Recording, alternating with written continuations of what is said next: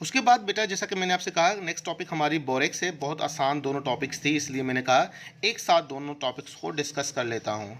Borax, याद रहे बेटा बोरेक्स का केमिकल फार्मूला क्या होता है?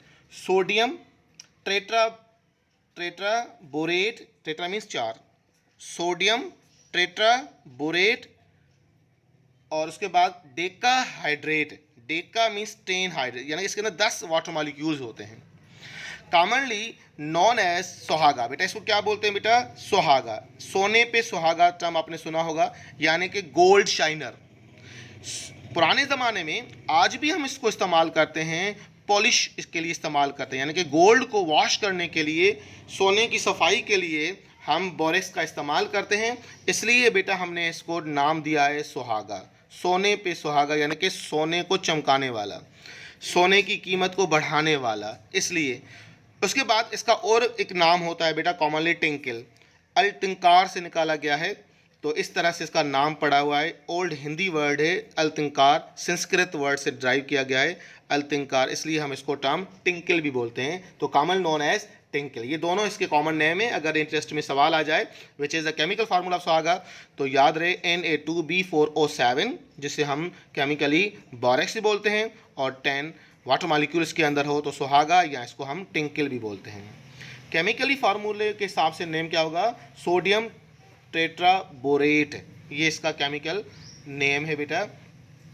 अगर मैं इसकी प्रिपरेशन की बात करूं तो याद रहे बेटा बोरेक्स को हम बोरिक एसिड से ही बनाते हैं, यानी कि अगर कोई आपसे पूछे बोरेक्स को बोरिक एसिड से, है ना कमाल की बात, यानी कि बोरिक एसिड चाहिए तो आप बोरेक्स से बनाओगे, और बोरेक्स चाहिए आपको तो रिवर्स बोरिक एसिड से आप बना सकते हो। बस फ़र्क ये है कि अगर आप बोरेक्स को एसिडिक रिएक्शन करवाएंगे तो बोरिक एसिड मिलेगा, और बेसिक रिएक्शन करवाएंगे तो आपको बोरेक्स मिलेगा। Both are reverse reaction. जैसे अगर आपके पास बोरिक एसिड हो, ये मेरे पास बोरिक एसिड है, तो बोरिक एसिड को मैं कास्टिक सोडा या सोडियम कार्बोनेट के साथ रिएक्शन करवाऊंगा, तो प्रोडक्ट जो मेजर प्रोडक्ट है मुझे जो मिलेगी वो क्या मिलेगी? बोरेक्स मिलेगी। अब चूंकि नीचे सोडियम कार्बोनेट है तो कार्बन डाइऑक्साइड मॉलिक्यूल एलिमिनेट होगा, बाकी वाटर जो है वो कॉमन दोनों में रिलीज होगा, यानी एक बोरिक एसिड प्रोडक्ट मिलेगी आपको, एक बोरेक्स मिलेगी, एक वाटर मॉलिक्यूल। अगर जो सोडियम कार्बोनेट के साथ रिएक्शन करवा रहे हो तो कार्बन डाइऑक्साइड एक मॉलिक्यूल आपको मिलेगा।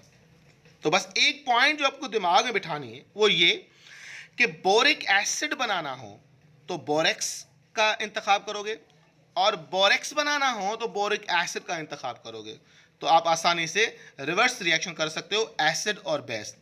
बोरिक एसिड को बेसिक रिएक्शन से करवाओ, basic strong base sodium hydroxide हो, या आपका यस यहाँ पे सोडियम का यूज़ किया गया हो, सोडियम कार्बोनेट, तो आसानी से ये प्रोडक्ट बना सकते हो। एक और तरीका है हमारे पास जिसको नाम दिया है कोलिमिनाइट। ये भी सवाल बड़ा इंटरेस्टिंग आ सकता है इंटरेस्ट में, what is the chemical formula of colemanite? तो कोलिमिनाइट का फार्मूला है बेटा yes Ca2B6O11.5 water molecule pentahydrate.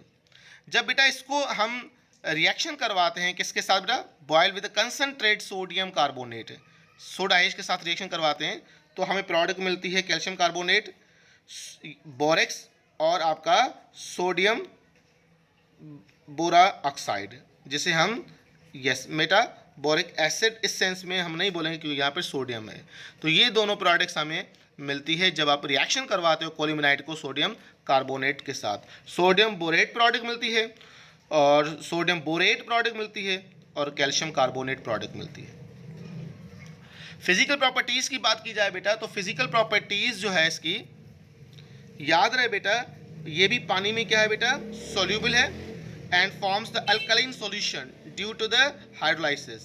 यानी कि अगर इंटरेस्ट सवाल आ जाए what is the nature of, या नेचर ऑफ सिंपली बोरेक्स, तो राइट आंसर होगा इसकी नेचर है बेटा बेसिक नेचर है, अल्कलाइन नेचर है। वजह जब आप इसको पानी में डिजोल्व करते हो तो स्ट्रॉन्ग एसिड प्रोड्यूस करता है और वीक एसिड। अगर आपको याद हो तो मैंने एक हाइड्रोलाइसिस टॉपिक बताई थी आपको कि हाइड्रोलाइसिस जो है एक हमारे पास पैरामीटर है कि किसी भी सॉल्ट की नेचर को जांचने का, यानी कि ये एसिडिक सॉल्ट है या बेसिक सॉल्ट है।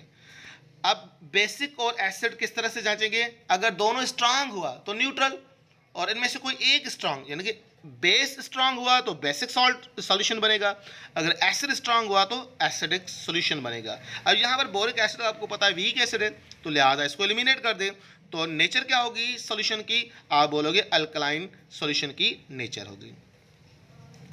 यूज़ किसके लिए करते हैं बेटा, सोल्डरिंग पर्पस के लिए इस्तेमाल करते हैं। जो हम इलेक्ट्रॉनिक्स पर जो वेल्डिंग करते हैं, अगर आप किसी भी इलेक्ट्रॉनिक्स शॉप पे जाओ तो छोटी सी डब्बी पड़ी होगी, वहाँ पर काव्या गर्म करके हम उसको जो है वो हीट करते हैं, तो सोल्डरिंग पर्पस के लिए भी इसका इस्तेमाल किया जाता है। यूज़ फ्लेक्स इन सोल्डरिंग पर्पस के लिए इस्तेमाल करते हैं।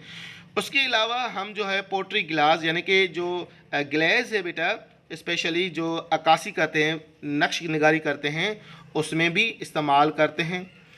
उसके बाद हम manufacture of optical and hard glass, दोनों ग्लासेस के लिए इस्तेमाल करते हैं, चाहे वो पैरिक्स हो या जीना हो, सॉफ्ट ग्लास हो या हार्ड ग्लास हो, दोनों में हम इस्तेमाल इसका करते हैं। तो ये थी दो आसान टॉपिक्स जो हमने आज डिस्कस की।